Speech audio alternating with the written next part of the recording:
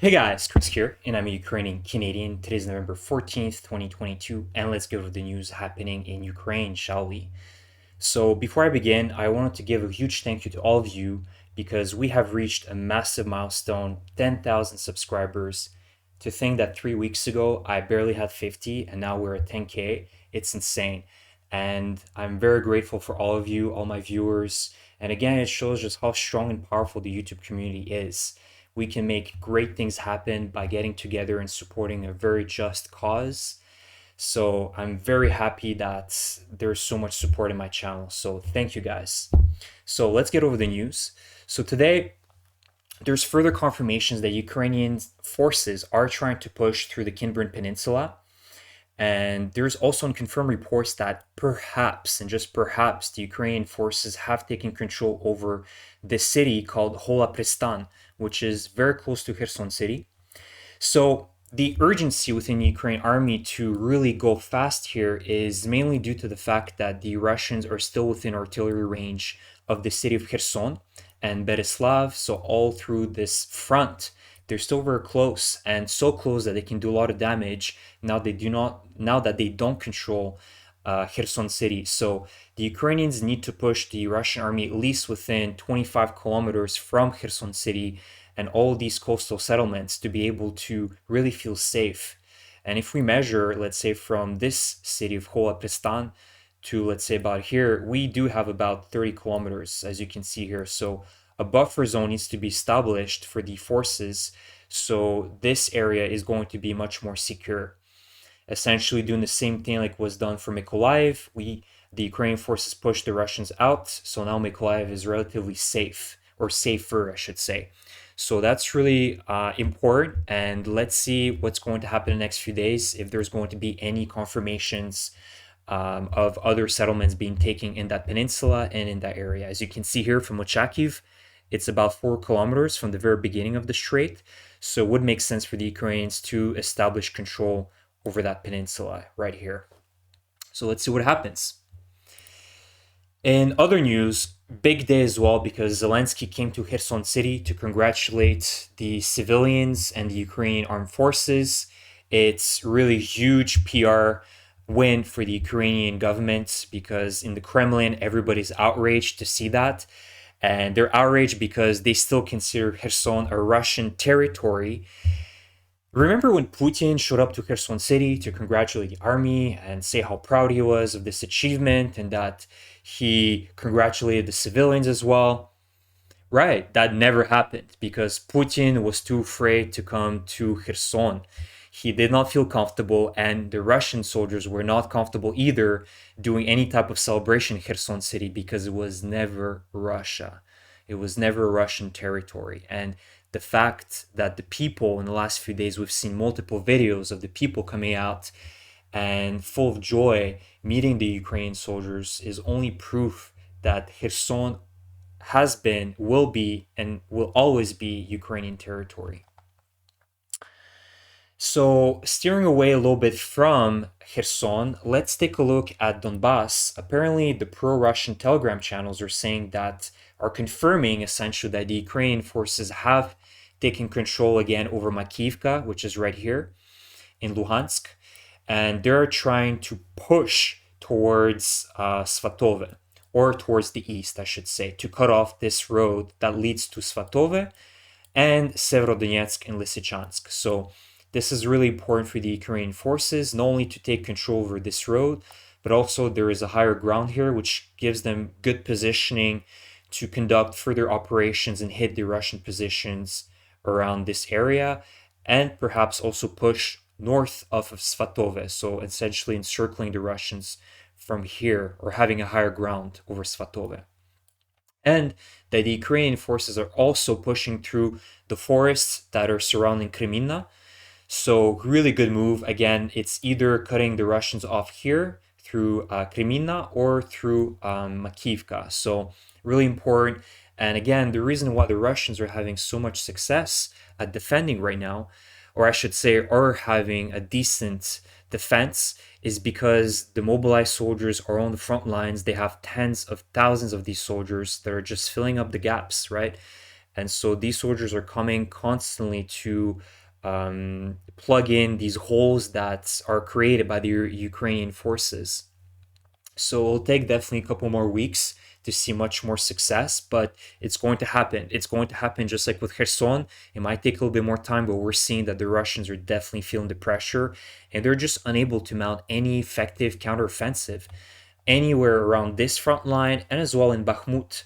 They've been constantly trying. I repeat constantly here, but they're unable to do anything at this point. They have minimal gains here and there, but they can't mount anything serious, and they haven't been gaining any ground since July. So it's good news, and we'll be seeing what develops in the next few weeks around this front line. So, steering away from Ukraine, in Syria, apparently Israel did a strike today over an airbase in close to the city of Homs, which is in central Syria, at the Shayrat airbase. And what is important to note here is that this is an airbase that is also shared with Russia. Russia's been heavily invested in Syria since 2015, helping the Assad government to take back a lot of its territory.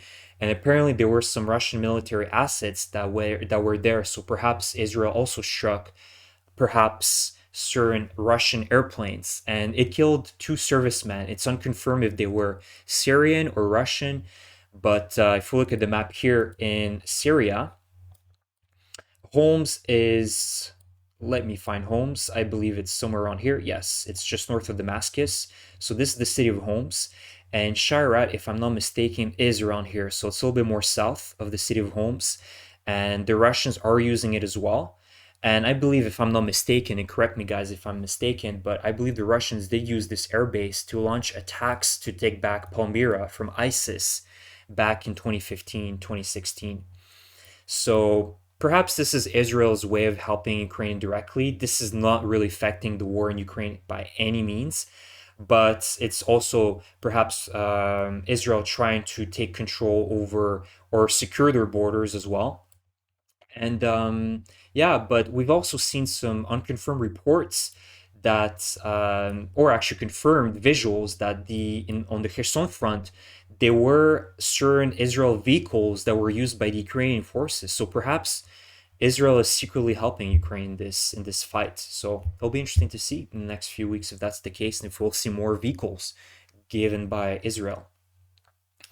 And last comical news I want to show you guys is Jim Carrey, a famous Canadian comedian and actor, has been banned from entering Russia. And I feel so bad for Jim because I'm not sure if he was planning his next vacation in Vorkuta, but he can't forget about that. No more Russia. And it's just quite funny. I don't know if he said anything against the Russian government, but it's just comical and petty from the Russian side to ban him. I don't even know why. So perhaps I'm going to be next tomorrow and we'll see. And before I finish, guys, I have a few videos. So today, this is Zelensky singing the national anthem. So let's hear.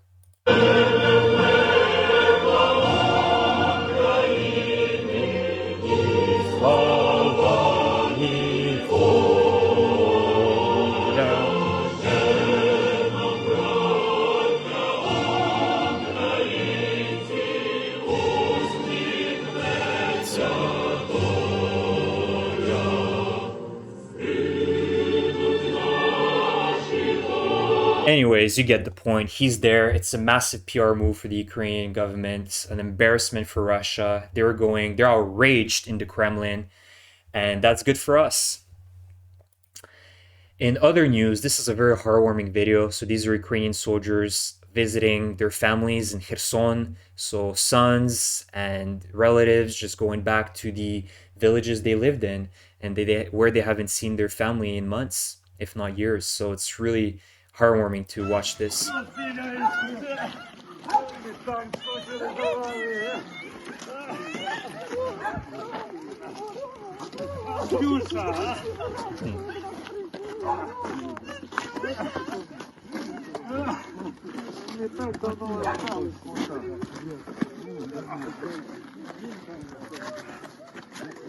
Yeah, it feels so good to see some joy in their faces. These people probably struggled for so many months on the Russian occupation, so it's good to see that they're finally happy.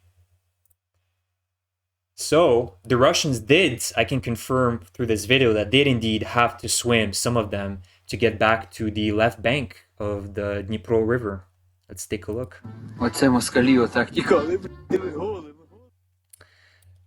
I'm just removing the audio because of the music, could be copyrighted.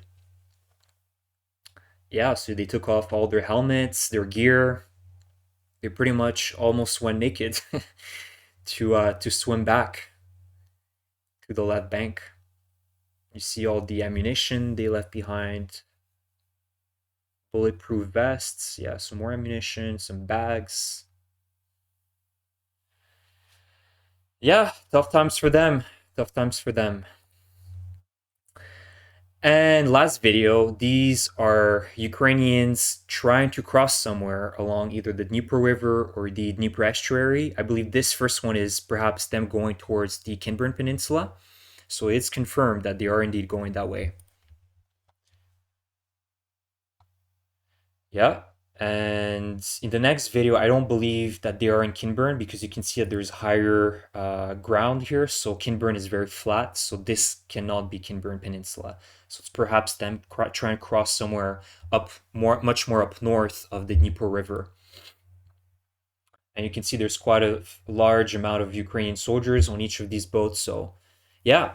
Anyways, guys, it's I'm again super grateful that I have 10K subscribers. It's a huge milestone, but it's also your milestone, and it really motivates me to make more videos. So again, a huge thank you to all of you. Please subscribe to my channel if you haven't subscribed yet, and like my video if you like it, and please leave a comment about what you think, where the Ukrainian forces should be striking next in the Kherson region. I'd be very interested to see that, to hear that in your comments. So that's it. Thank you so much, and I'll see you in the next video. Take care, guys.